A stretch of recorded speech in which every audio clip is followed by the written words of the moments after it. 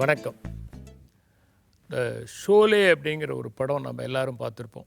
கிட்டத்தட்ட ஒரு 35 வருஷத்துக்கு முன்னாடி வந்து எல்லா இடங்கள்லையுமே ரொம்ப நல்லா ஓடின ஒரு படம்.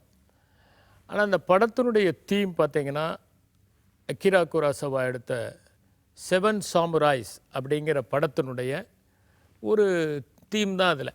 அதில் வந்து ஒரு 7 சாமுராய்கள் வந்து இந்த கொள்ளைக்காரங்களை வந்து விரட்டி அடிக்கிற மாதிரியான ஒரு படம் அது. இதில் இந்த 2 பேர் வந்து விரட்டி அடிக்கிற மாதிரி ஒரு படம் இது.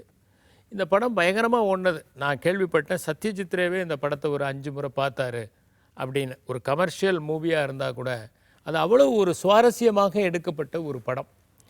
ஆனால் அந்த படத்தில் வந்து ஒரு மிகச்சிறந்த ஒரு வசனம் வரும். என்னென்னா, ஒருத்தர் சொல்லுவார், அவருடைய பையனை வந்து இந்த கொள்ளைக்காரர்கள் வந்து சுட்டு கொன்னுருவாங்க.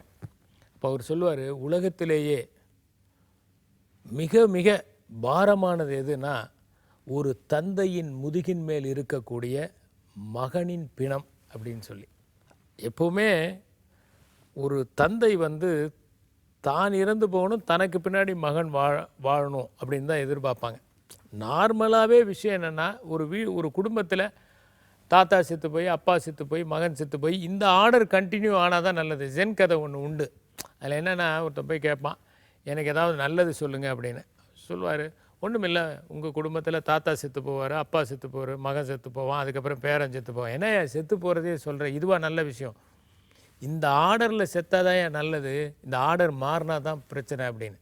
ஸோ முதுகின் மேல் ஒரு மகனின் பிணம் இருக்கே, அதுதான் ஒரு தந்தைக்கு மிகப்பெரிய பாரம் அப்படின்னு. இதை நான் என்ன பார்க்குறேன்னா, இதனுடைய அந்த கொரோலரி என்ன, ஒரு மனிதன் வந்து வெளியில் எவ்வளோ வேணால் அவமானப்படலாம்.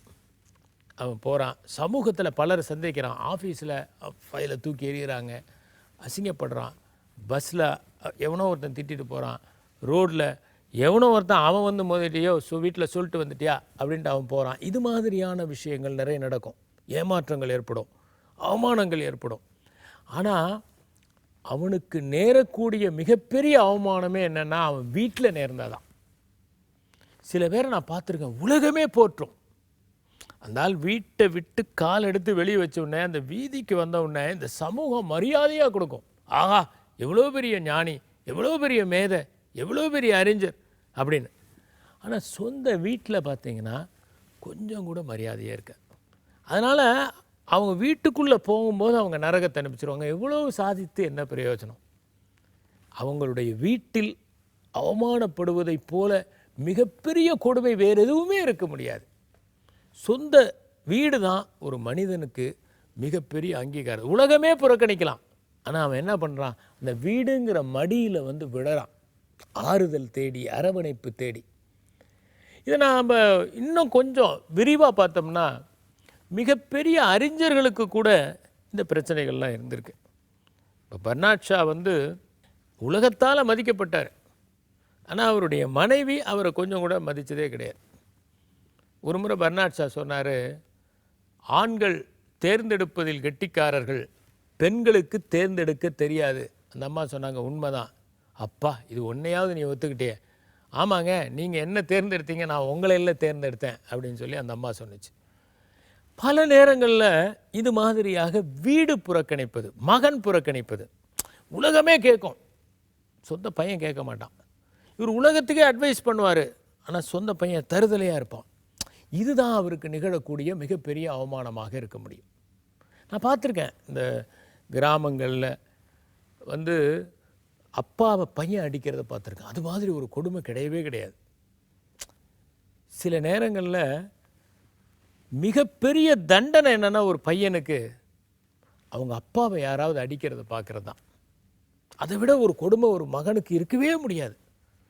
தான் கண்ணு முன்னாடி ஒரு அப்பா அடி விடுவதையோ, அப்பா அவமானப்படுவதையோ, அப்பா வேறு யாரிடமோ திட்டு வாங்குவதையோ ஒரு மகன் சந்திக்க நேர்ந்தால், அந்த நொடியில் அவன் உடல் முழுவதும் கூசுகிற ஒரு மனப்பான்மை ஏற்படும். அதுதான் உண்மையான தந்தை மகன் உறவுங்கிறது. அதனால தான் எல்லார் முன்னாடி எப்படி இருக்கணும், சொந்த மகன் முன்னாடி மரியாதைக்குரியவனாக இருப்பது தான் ஒரு மனிதனுடைய இலக்கணம். இந்த உலகம் புறக்கணிச்சா கூட சொந்த பையன் எங்கள் அப்பா மேன்மையானவர் அப்படின்னு சொல்லிட்டா அவன் மிகப்பெரிய வெற்றியை பெற்று விடுகிறான். அவன் சாதாரண பணியில் இருக்கலாம், ஒரு ஆஃபீஸ் அசிஸ்டண்ட்டாக இருக்கலாம், ஒரு கூலியாக இருக்கலாம், ஒரு சின்ன பதவியில் இருக்கலாம். ஆனால் மகன் அவனை மதித்து விட்டால், அவன் மிகவும் மேன்மையானவனாக கருதப்பட்டால் அவன் உயர்ந்த நிலையை அடைந்து விடுகிறான். உலகம் முழுவதும் புறக்கணிக்கலாம், ஆனால் நம் இல்லம் புறக்கணிக்காதபடி வாழ்வதுதான் சிரமம். ஏனென்றால் உலகத்தை ஏமாற்றி விடலாம், நம்முடைய வீட்டை ஒருபோதும் ஏமாற்ற முடியாது. எனவே நம்மை சார்ந்தவர்களே நம்மை மதிக்கிற மாதிரி நடப்பதற்கு நாமே ஒரு முறை நம்மை பற்றி நினைத்து பார்த்தால் நமக்கு மரியாதை நம்மீது தோன்றுகிற அளவிற்கு நம்முடைய பண்புகளை வைத்து கொள்ள வேண்டும். அதுதான் வழி. அப்படி இருப்பவர்கள்தான் நிம்மதியாக வாழ முடியும். நன்றி, வணக்கம்.